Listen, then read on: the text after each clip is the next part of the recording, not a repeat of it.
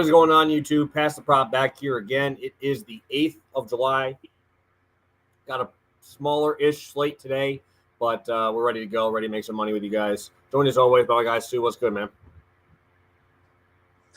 I'm doing good, man. I'm doing really good. I mean, I'm on one of my best stretches all year in the MLB. It's been a great weekend for me. I took Sunday off like normal because betting on Sunday baseball is one of the worst things possible, but made it through the weekend. Obviously back here now, some good plays ready to go. Can you hear me right now? It looks like I might be freezing a little bit. It's a little grainy, but I can still hear you. All right. But yeah, no, I mean, good weekend. Like I said, got a little bit of momentum. Sorry if I do have any technical difficulties to all the people out there on mobile right now in a different spot. So hoping to iron out all the details best as possible, still get those plays out there. Yes, sir. Yes, sir. I mean, we're good right now. Everything should be ready to roll that way. So as long as we're hearing you, that's all that matters. So coming off a sweep, coming off another show sweep last time out, CJ Abrams seemed to get it done again. Yeah, it was nice and easy, man. It's been fun being a Washington fan now a little bit, right? We got all the young guys up. We cut Joey Meneses. We cut Nick Senzel. Like, watching these dead weight guys over and over and over is really what kills you. When you're a fan of a young team, like, it's okay to watch the young guys mess up. But watching 39-year-old veterans suck all season long is just, like, the worst thing. So definitely been a little bit more fun. I don't know about you, too, but the ball is moving down here. It's 100 degrees every single day over in D.C. right now. So we're getting a little bit more of that summer action where you see the ball flying a little bit more, which is fun.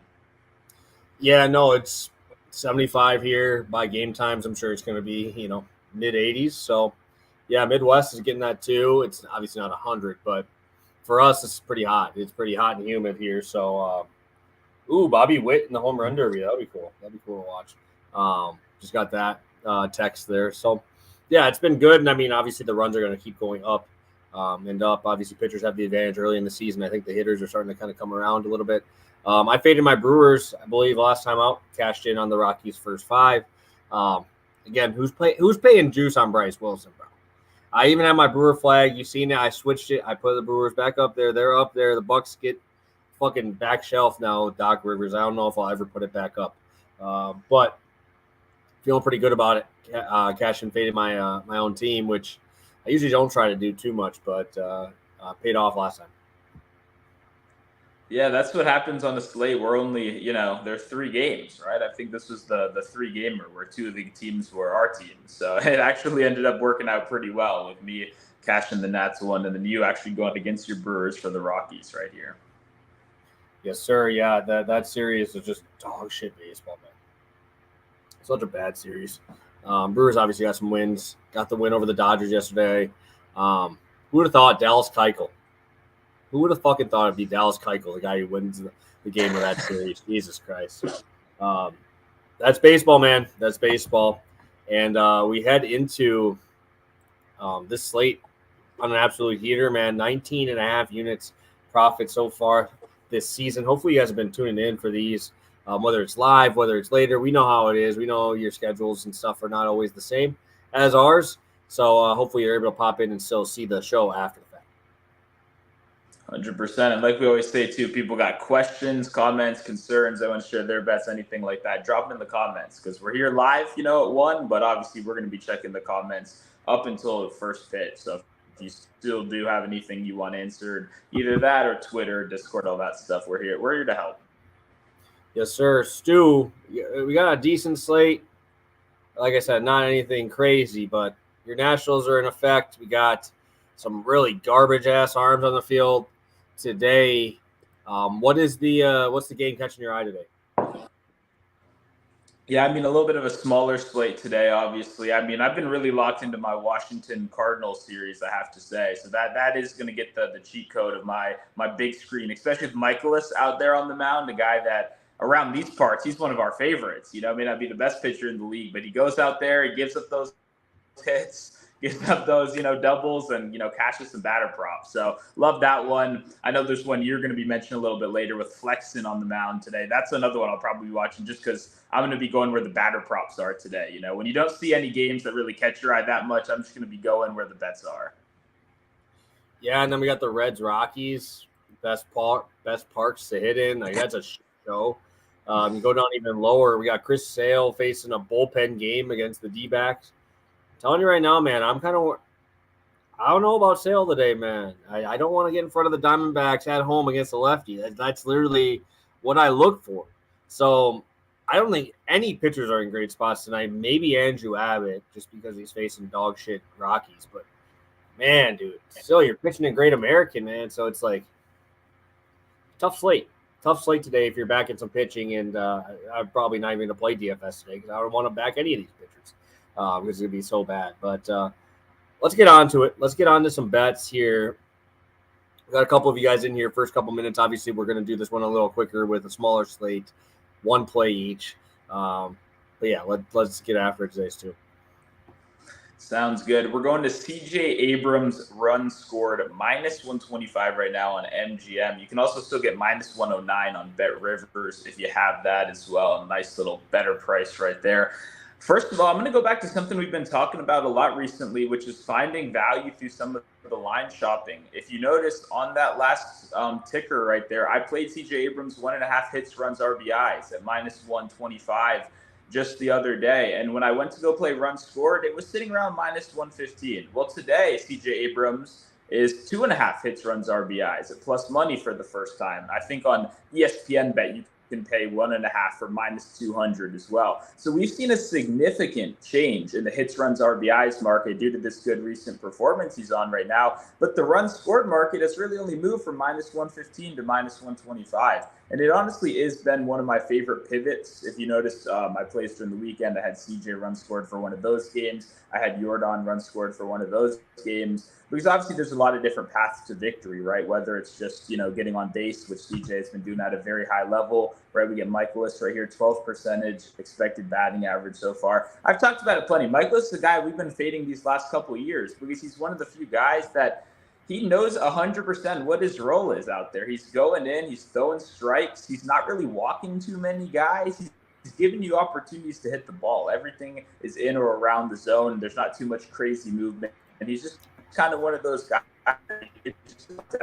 And honestly, his numbers against lefties this year, especially over the last month, are not good, right? Lefties 315, and they're going to absolutely stack this lineup full of lefties. So not only is it going to be CJ Abrams at the top, but now you got Jesse Winker right there. You got James Wood right there, who's playing fantastic since he was called up. Right behind him, you got Luis Garcia, who they've turned to a complete only role player to face right-handed pitchers, and he's crushing them, right? Absolutely crushing them. So it's one of those situations where they're going to have Lane Thomas in there as well, a little bit of a revenge angle hitting right behind him. Lane Thomas crushes this team. I don't know if you guys have paid attention to that. He used to be on the Cardinals formerly, and he absolutely demolishes them. So having all that protection behind him right there, and a guy who, right, is hitting over 350 since the start of June. It's absolutely on fire. He's crushing it right now, and he's been a great table setter for this team. So really the reason I've been playing run scored a little bit more with him is because the walk equity has actually been up as well. He's a guy that's actually been a little bit patient over the last month.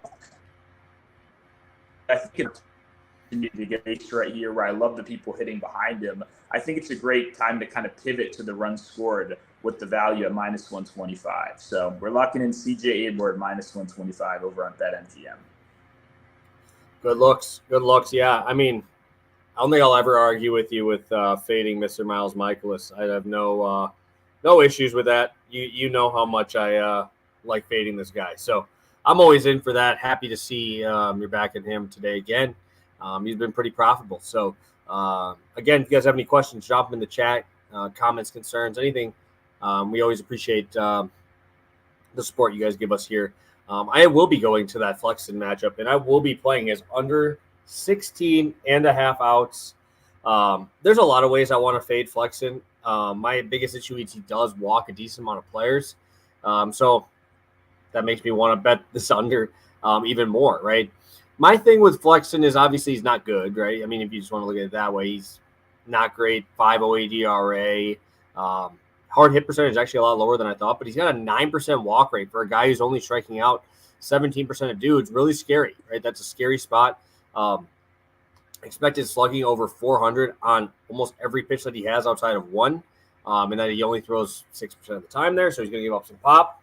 But also, I think my biggest thing is I love looking at batting average allowed each time through the order, right? That's something that I like to look at when I bet the outs. That's like one of my first things I look at. And Flexen is crazy. It is kind of crazy because first time through the order, 37 innings, 144 batters. He's a 1.95 ERA and a 187 batting average. That's fantastic. That's great numbers. Second time through the order, 7.04 ERA, 400 on base, 571 slugging. Awful. Third time, which would be about what we get at the 16, 12.27, 673 slug, 441 OBP, right? He's able to get you out that first time through, and then you go back to the dugout. It's like, oh, that's how he's going to throw at me, and then we're going to figure it out, right? Being able to see that this is another division opponent, I don't think that it's going to be as big of an issue, seeing as they probably seen him already, right? They're going to see him multiple times throughout the season. And obviously, Flexen has just been there. I think he was in Korea for a little while. But I just don't see that happening here as much. Also, when you look at 7% walk rate to lefties, but a 10 to righties, you have over a 5 xFIP to both righties and lefties. And he's significantly worse at home with a 5.59 xFIP, 12% walk rate at home, 6.3% K rate at home, right? And then the ball's going to be bombed out there. It's going to be really warm. It's hot here already. It's going to be really humid. There could be some rain pop-ups here later. Just make it super humid and let that ball fly out. I just have a little bit of issues just thinking that I don't think that he's going to be able to really get it done here early and often against a team here in the Twins that just has a ton of pop, a ton of righty pop. I really like Buxton here. I really like Miranda here, who's been hot. Jeffers, all those guys got the day off yesterday, so we're probably seeing them in this lineup. Jose Miranda's taking a huge step forward. You still have righty Correa in there as well, and then you got Willie Castro at the top. Like, this is a tough lineup if you can't miss bats. So sign me up, man. I'm all in on this Flexen under. I think this is a great spot. I really like the Twins. I'm sure a lot of people do. But I feel like this is the best way to attack it because even if he's not, I feel like he's going to be walking guys. And I feel like he's going to get into these deeper counts, even though he's not really a strikeout pitcher.